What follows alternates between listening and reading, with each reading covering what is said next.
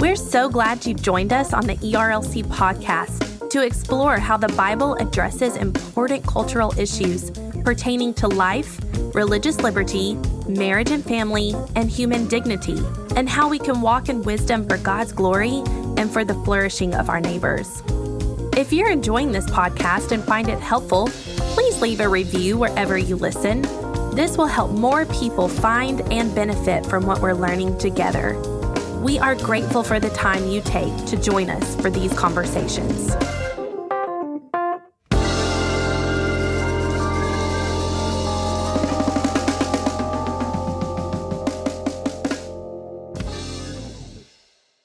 You're listening to the ERLC podcast. You just missed, I had a throat burp. It did. It's on its own. I didn't do it. It was just one of those things when I swallowed water and then it went. Hello, and welcome back to this week's episode of the ERLC podcast, where each week we'll be talking about our work at the ERLC and focusing on what Christians should know about the things going on in the world. I'm Lindsay Nicolay, and back with me this week is Brent Leatherwood. Hey there, Lindsay, and hey there, friends who join us on the podcast. Yeah, how was your whirlwind tour of state conventions? Did you tell them last week that I was going doing that? We did. Mm-hmm. Okay. Yeah, no, I loved it. So I'm one of those nerds that I enjoy business meetings, be they from the legislative world or church business meetings. I really enjoy it. And so getting to go to places like the Illinois Convention, Michigan Convention, North Carolina Convention, I find those endlessly fascinating. So that's great. I loved it. Is it because of the interaction that you get to have with people in the midst of those business meetings? No, I mean, the mechanics of the meeting, like someone proposing an amendment to a motion and someone saying, well, let's change this. And so it becomes a second degree amendment. And I just think all that is just neat. Do you just get excited and accidentally say, "Hey, I"? No, yay, I don't. Nay. No, because that would be inappropriate. That'd be a violation of the bylaws. The rules of order or something? Yes. I'm not a voting member of those conventions. Gotcha. So no, Lindsay, couldn't do that. But still. And yes, the other aspect of it is the social aspect. I love meeting people in our Baptist family. And so that was great. And getting to represent the ERLC. Yes. Well, we heard that people enjoyed you being there and sharing about the ERLC. We have a new staff member, Caden Christian, who was an intern, and he was, as people say, baptized by fire. He went on the trip with you and got to experience everything. He said he had a great time. Yeah, and I'm really excited. I mean, our team is at 10 different conventions this year, this convention season. And I just think that's great. I think at least since I've been here, that's probably the most conventions at one time that our team has been at and, fanned out across the country to be at. And so we're going to big ones, going to smaller ones, and they're all an important part of the SBC family. And I don't know. I think that's pretty awesome. For as small of a team as we still currently have, the fact that we're hitting that many. Absolutely. That's great. We're glad to get to go and we're glad to have you back. Yeah. And I'm feeling good because it was election day this week. We're going to talk about that. We are going to talk about election day. I can tell you're feeling good because you have a lot of words this morning. I think that's what's known as a backhanded compliment. Let's go ahead and talk about what's been happening lately. That's also your way of saying shh. Yes, so I can move on with the podcast. Right. Yes. Well, let's talk about what's been happening lately, and we'll start with what the ERLC has been featuring. Now, I've got two pieces to share this morning, and they have to do with Election Day and the midterms, which we're going to talk about in the culture section. The first piece is by Jordan Wooten, and it's titled "The Anger of Our Political Moment: How Christians Can Model a Better Way." So he talks about an NBC News poll that was conducted in mid-October, and it addresses how people approach politics. And Jordan says the findings mostly aren't good. So we have felt a sense of anger and fear and extreme partisanship. And these results say, what we're feeling is actually true. The findings show we are, as Jordan says, a country highly interested in the political process, but highly divided in our political calculus. And alarmingly, we're being driven to the polls in record number by a common motivation: anger. And then he gives a rundown of the polls and what they indicate. And then most importantly, Jordan speaks to us as Christians to show us why anger isn't the way and why we should in no way be participating in going to the polls in unrighteous anger. Now, there's a place for righteous anger. Of course, we're angry that babies' lives aren't being protected or that mothers aren't being taken care of or whatever it might be. But we still have to walk by the Spirit and in the fruit of the Spirit in the midst of that. And Jordan says this at the very end: while things continue to devolve, as the NBC News poll indicates, Christians bear the responsibility for showing the American electorate a better way and for holding our elected officials to a higher standard. In American politics, as in all of life, we should not be known by our anger, our party, or even by our voting record. We should be known by our love of God and love of neighbor. And it's so appropriate. And of course, we need the Spirit's help to be set apart in the midst of this political moment. And then our second piece, put together by our ERLC staff, is titled What You Should Know About the 2022 State Ballot Initiatives. So these are a rundown of the initiatives in different states that we are concerned with here at the ERLC. So they would be initiatives related to abortion, related to the legalization of marijuana, related to sports betting, and then related to slavery and indentured servitude. This rundown is helpful because it puts all this information in one place, and we've already been able to do the work for you so that you don't have to go try to look it up in different places. It'll help you to understand where certain states stand on these different issues. So, Lindsay, on that first piece that you mentioned from Jordan, that part in there where he talks about so much of us likening our political moment to an existential crisis, like that is just spot on. And we have to understand and step back. That feeling, that sentiment, whether it is people telling you this is a crisis or the common political trope that is trotted out each and every election season, that quote unquote, this is the most important election of your lifetime, it just heightens that sentiment. And we need to realize it is fed by politicians who are wanting to motivate us to get us to the polls. And often that's rooted in some sort of like fear that they are trying to instill in you, or operatives for those campaigns, or pundits. I mean, it can't be that each and every election that we happen to be able to vote in is the most important election of our lifetime. Like it can't be that.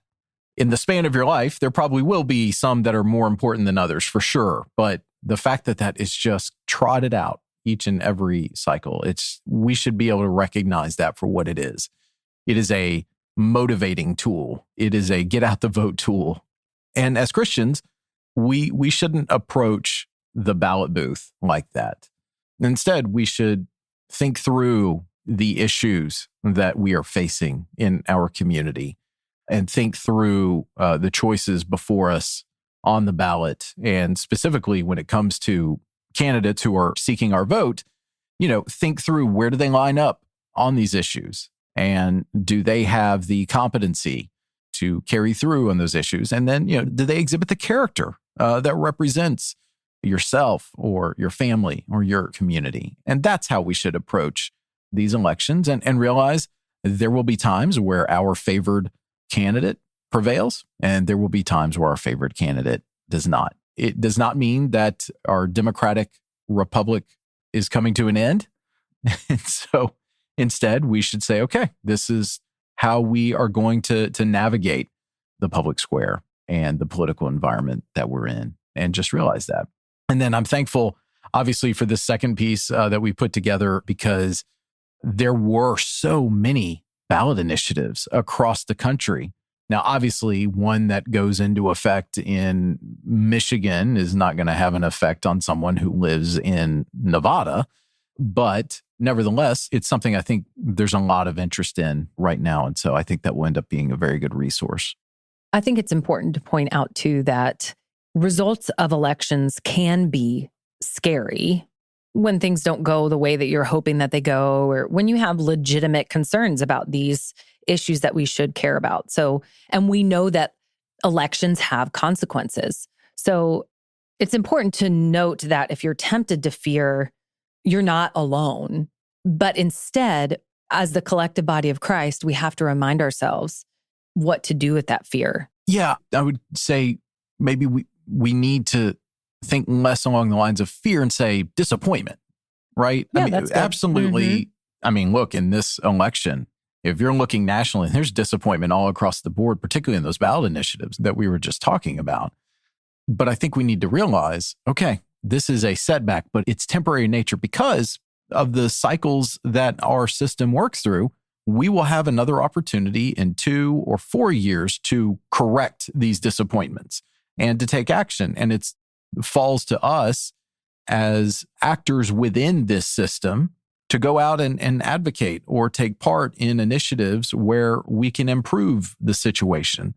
And so I really do want to resist this urge to be fearful. I mean, look, Scripture tells us we don't have a spirit of fear, but one of power, like courageous power and love and self-control. And like, that's what we need to operate through as we engage in political discourse or political activities or just the wider public square.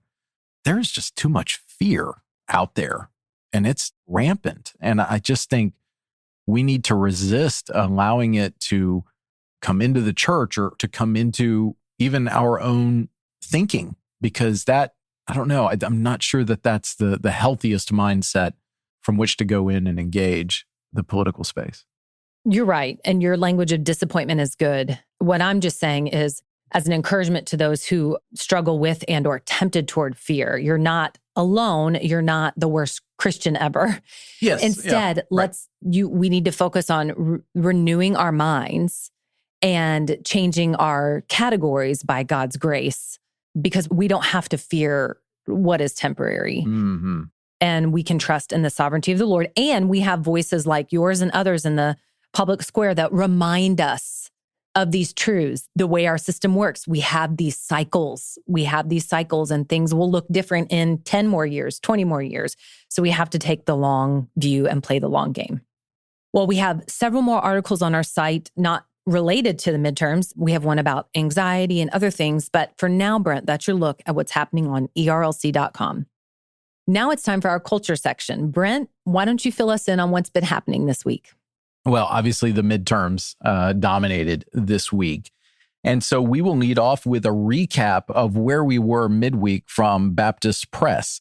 The story here says control of the next Congress remained uncertain by early afternoon, Wednesday, November 9th, a day after the 2022 midterm elections.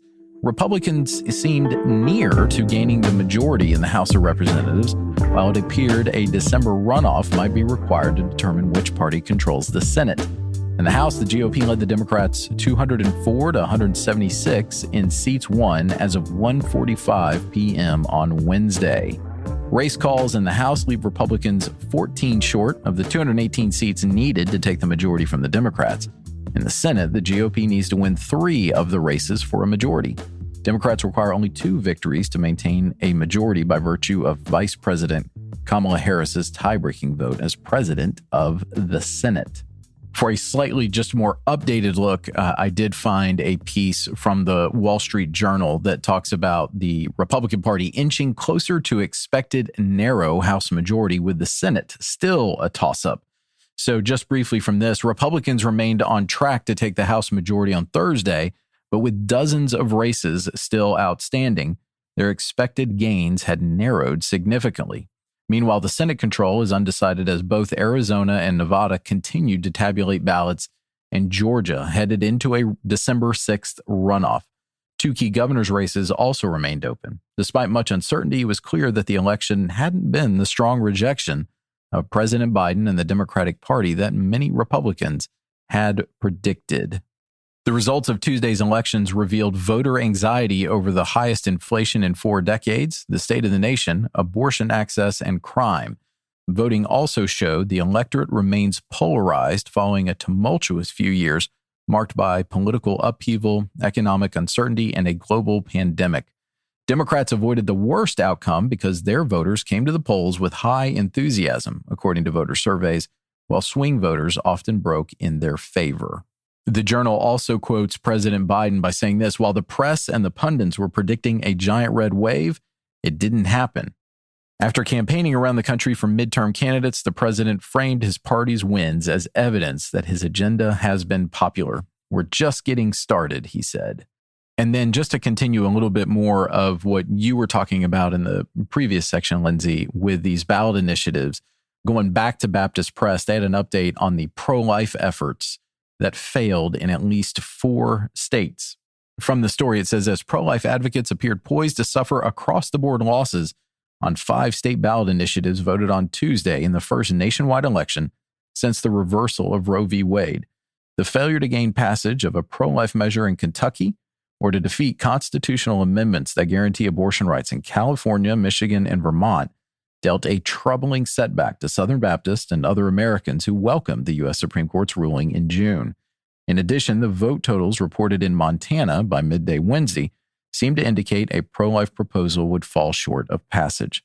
By overturning Roe, the High Court had returned regulation of abortion to the states and brought an end to the legal regime throughout the country that resulted in the deaths of an estimated 63 million plus preborn children since 1973. So, needless to say, from this final perspective about some of these initiatives, and there were more on the ballot than just abortion that we were kind of paying attention to, it was a disappointing night from that perspective. And it was a fascinating election from just a political science perspective.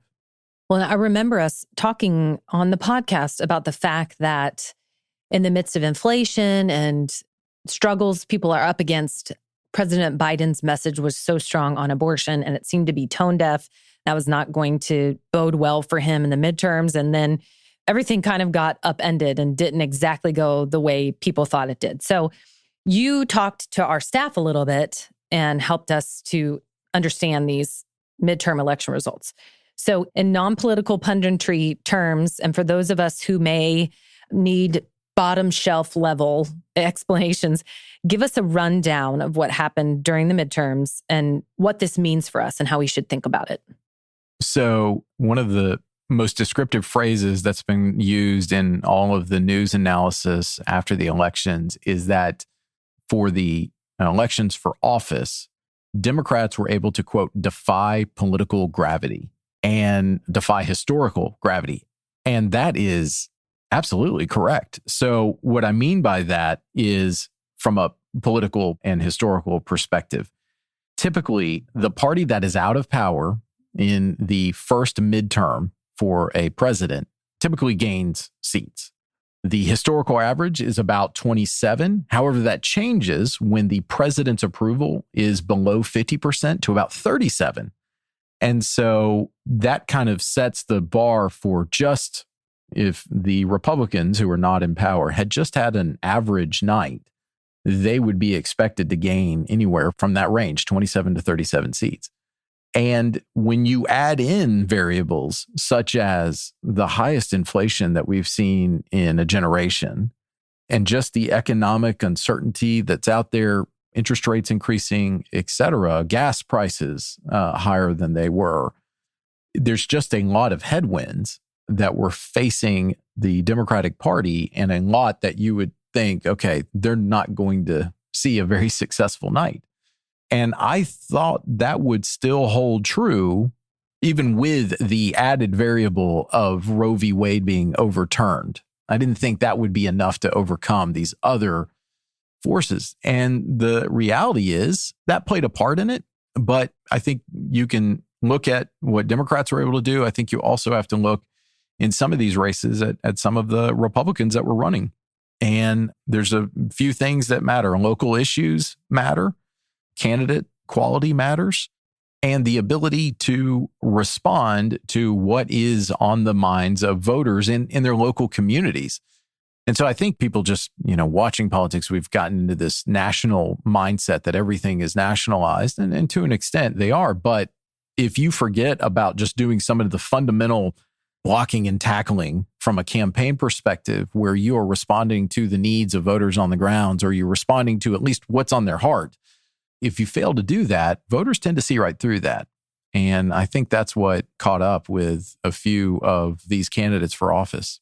And then, Lindsay, as to your second question, what does this mean for us and how we should think about it? Well, it kind of gets to what we were talking about in the first segment. there are races or there are initiatives out there that, the results are absolutely disappointing. It doesn't mean the end of our democracy. It doesn't mean that we should never vote again or we can't trust the process. What it means is, okay, well, if you're in Arkansas and you had a RFRA amendment fail, okay, what can we do to promote religious freedom around the state of Arkansas so that the next time that we have this opportunity, it won't be such a close loss. And like, that's the way I would think about it. And I mean, it reminds me of the passage from Psalms. We're not to put our trust in princes, earthly, fallible princes. And I think this shows why, because inevitably there will be some disappointments that come back from any election, frankly. So you mentioned the unknowns right now in the Senate and the House. How long until we'll know how that shapes up? Right. So the very latest that we know right now is that Georgia is definitely, because of a procedure that they have in their state law, Georgia is definitely going to a runoff. We don't yet know with any certainty what's going on with Nevada. Right now, the Republican nominee there is up slightly, but there's still many returns, mail ballots specifically, that are coming in that need to be counted. And then in Arizona, they're actually still going through their election day ballots. And right now, the Democrat, Mark Kelly, who's the incumbent senator, he is up on the Republican challenger, Blake Masters. Both of those will probably get resolved here in the next few days. They'll probably be able to complete their counts. So probably by the time we're able to record next week, we'll know with certainty there. If the Democrats prevail in both of those, Georgia won't matter in terms of who controls the Senate. It will just be whether they have an additional seat. So that's on that side. On the House side, there's definitely still some very close races. I still think it's more likely than not that Republicans will have a slim majority. Certainly not what anyone thought they were going to have over there. And so I think from that perspective, I'm heartened, because if Democrats control the Senate, okay, that's what we have now. If Republicans retake the majority, at a minimum, we know that maybe some of the excesses of President Biden's agenda are not going to be carried through. That, I think, is a good thing based on just some of the proposals that have been put forth over the first 2 years from the administration. And so, yeah. This is an aside, but you're being able to say all the names of the people who are running and et cetera is like people, generally men, with the talent of knowing all the sports stats and the history of the world. And it's not because you studied up for this. It's because you genuinely follow this stuff. Yeah, like, how are you just spouting off these different names? Yeah. I stayed up late on Tuesday night, as I do every 2 years for election night. And I love this stuff. So for folks in our audience who may not know, I, for many years, ran campaigns and worked in public policy and electoral politics. And so this is just kind of baked in just with, the air with you who breathe. Yeah, it really is. The air you it breathe. really is. So what about the legislative life initiatives that failed? And we've talked about discouragement, the temptation to discouragement there. Help us to think about this rightly and know how to move forward. Yeah, absolutely. I mean, gosh, I am fighting that temptation right now, that temptation to discouragement. I mean, it would be hard if I lived in Michigan right now to not be discouraged, because they have approved a measure there, Proposition 3, that in many ways may take them beyond the Roe framework as it relates to abortion. And golly, that is not good by any definition. At the same time, it makes me thankful for the pastors and the believers in Michigan who have been steadfast throughout the run-up to this election in advocating for the sanctity of life and trying to remind their neighbors about the importance of this. And so I would just say, all right, that mindset that was motivating you ahead of this election, you're going to have to keep it up. And it reminds me, in the immediate aftermath of the Dobbs decision, which overturned Roe, we were specifically trying to tell people, hey, this is not the end of the pro-life movement. Instead, this marks the beginning of a new chapter where we're going to have to bring our message of life, our message of service to mothers and fathers and families, we're going to have to bring that to our neighbors and go neighborhood by neighborhood, county by county, state by state. And it may be another 50 years until we get to a true culture of life around the nation. And so there will be setbacks, particularly in states that tend more towards a pro-abortion posture. And this is going to be hard work, just as the last 50 years were. But the joy that we felt when Roe was overturned, I believe we will get there and feel that even more so when life is truly protected legally throughout the country. So I think we just have to take the mindset of, all right, we're buckling in. This is going to be hard, long work, and we're going to have to create leadership pipelines and equipping events and do so around the country. Because I do believe there will come a day from the perspective of life where California protects life just as much as Tennessee does right now, for example. We're just going to have to realize it's going to take a while. That's okay. Which seems like an impossible dream right now, honestly. But in a society, not just a society, but a world system and our own flesh that expects quick fixes, it's hard to take the long view like we talked about earlier. And that's what we have to do, plod along. And that's such an analogy to the Christian life anyway. It's what we're doing. We're walking along in a marathon. It's not just something that's quick and wraps up easily with a bow right away. Yeah. And I mean, we should also understand legal solutions. They're very important. That is not the only way to accomplish this work. I was texting with a dear pastor in Michigan, and he definitely was disappointed by these results, maybe even frustrated. But he texted me and said, you know what? It is just a reminder. We are going to have to work to culturally make abortion unthinkable so that way we can get to a day where it is made illegal. And that's true. And so how do we go about that? Well, we continue to urge and support pastors to proclaim the sanctity of life from the pulpit, remind their congregations, stir in their congregations the truth of that reality, that those neighbors who just happen to be preborn, they are just as much loved and valuable in the eyes of our Lord. And we need to do things like support our pregnancy care centers and mobile clinics that can go meet these vulnerable women with unplanned pregnancies where they are and let them know about the reality of the life that is in their womb. And then continue to advocate before policymakers and state officials to let them know this is, if we truly want to be consistent with our founding ideals, it is entirely appropriate for the state to step in and protect those vulnerable preborn neighbors. And so there is a lot that can be done here to save lives, serve mothers, and make sure that families can actually flourish. And so, yeah, we need to take a multi-pronged approach. And I will say, doing that, if you are active in all those areas, right? Supporting adoption and foster care agencies and supporting your local clinics, advocating and establishing a true culture of life in your churches, if you are diversified in your efforts in that way, it lessens the sting of a temporary political or electoral setback. Because you're like, okay, all right, well, we'll recommit in that area, but guess what? We're still really moving along in these other areas. And I think that's a helpful approach to adopt as well. That is helpful. Well, briefly, just tell us what you expect to see or what we should expect in the next 2 years leading up to the 2024 election.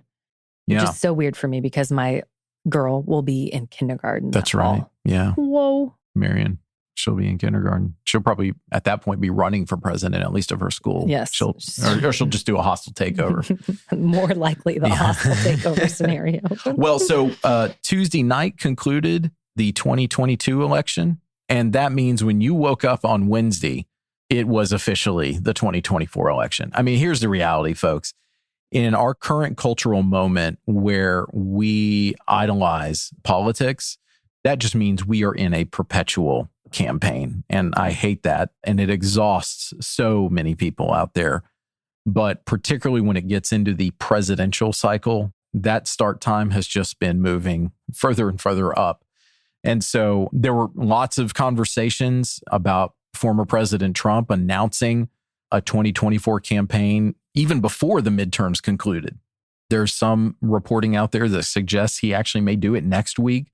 Other folks are looking at Florida Governor Ron DeSantis, who absolutely had just an incredible election night. He may be announcing at some point in the coming months. Other individuals, former Vice President Mike Pence. So there's just a lot of speculation out there, and it could come at any time. But even now, there is a event happening later this week where a number of potential 2024 Republican hopefuls are going to be publicly talking about their vision. And even from the stage this week at a press conference in the White House, President Biden was asked about running, and he gave every impression that he is certainly intending to run. So we are in the 2024 election cycle now. And so I think from that perspective, the political side is already happening. From the policy side, a slim House Republican majority and a slim either Democratic or Republican majority in the Senate, ultimately it's just going to lead to not much happening out of Washington, which means that politics will actually take over in DC, and it will be more about positioning for 2024. So that's what to expect. So if you were tired of politics all the time, take a nap. The campaign ads will... It's starting. Yeah, the campaign ads will lessen slightly unless you're in Georgia. But otherwise, it's just going to be nonstop news coverage. So that's what to expect. Well, thanks for that encouragement. The prescription for that is don't pay as much attention to TV and 24-hour news channels, and go read a history book. Go read a good book. Go do a really good devotional that keeps your mind away from those things. That's go what I would check out recommend. Your local pregnancy resource center. Yeah, go work. Go serve in your community. Right. Those are great ways to avoid the 2024 election cycle that is now upon us. That is now upon us. Well, thank you so much for that rundown. It's helpful for those of us who don't eat, sleep, and breathe this particular subject matter, though it is so important. So I usually end with talking about something fun that doesn't really have much bearing on our lives. And today it is the announcement that if you are a royal watcher, The Crown season 5 has just started this week. So where are we in the Charles and Diana are married, but they're experiencing great turmoil. So I think they just switched over actors again because they change them out as they get older. But it's especially poignant because it's a new season after the death of the Queen. And so... Do we anticipate the Queen passing in this? Like, will this be the final season, or are we thinking... No, this isn't the final season because Charles and Diana are... Yeah, I couldn't remember how many years are covered in each... Yeah, I don't know where The Crown is going to end, if it's following the whole life of Queen Elizabeth II. I haven't done enough research into it, but no, each season the span isn't terribly long. So like Harry and William aren't grown yet, etc. We haven't encountered the great William and Kate love story. So is it a great love story? Well, yeah, for my generation. Oh, you woke up and watched the wedding and had a party. Well, I mean, have you ever watched The Crown? Maybe the first couple episodes of the first season. Yeah, it's very British. You have to be. It's very British. Well, I mean, I love British. But I like more. I mean, as we kind of just pointed out, I kind of like the British Parliament, British government side, not necessarily. Yes, you're going to be watching West Wing, which is not British, but you'd rather watch West Wing than or you'd be watching Amazing Grace instead of The Crown. So, well, for those Crown watchers, the new season is out. So I think I said this last time, but make some tea and crumpets. And I don't even know what a crumpet is. And as our British friends say, God save the Queen. That's right. For the series. Now it's God save the King. Because now it's God save the King. Yes. Right. Mm-hmm. Okay. Just a reminder, you can find links to all the things we talked about today in the show notes. And if you like the podcast, please consider helping us spread the word by sharing the episode on social media or going into your favorite podcast app and leaving us a rating and review. The ERLC podcast is a production of the Ethics and Religious Liberty Commission and is hosted by Lindsay Nicolay and Brent Leatherwood. Technical production provided by Owens Productions. It's edited and mixed by Mark Owens. Thanks again for listening, and we'll be back next week with more content.